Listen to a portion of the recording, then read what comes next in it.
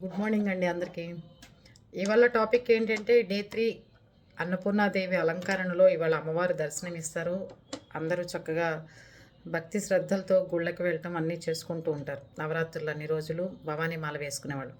అలాగే ఇవాళ దీర్ఘకాలంగా వ్యాధులు ఏమన్నా ఉన్నా, దీర్ఘకాలంగా ఏదన్నా ఇబ్బంది పెడుతున్న వ్యాధులు ఇవాళ ఎవరికన్నా మీకు తోచినంత అన్నదానం చేస్తే, అన్నదానం అంటే 25 మందికి అలా చేయక్కర్లా, కనీసం హాఫ్ మీల్స్ పొట్లం కట్టించి ప్యాకింగ్ చేయించి ఇచ్చేసినా కూడా ఒక పేదవాళ్ళకి ఇస్తే అదో తృప్తి అనమాట.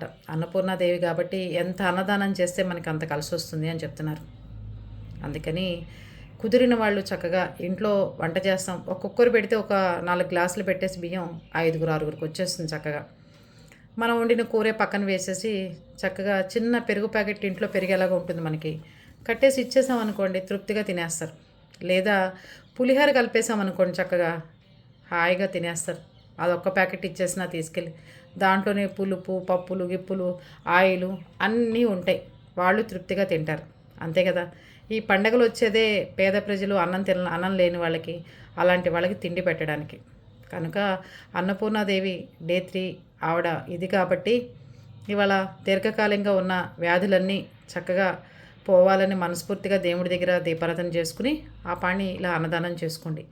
చేయమని బలవంతం చేయట్లా, ఇష్టమైతే ఇలాంటి పరిష్కారాలు ఉన్నాయని చెప్తున్నాను. ఓకేనా.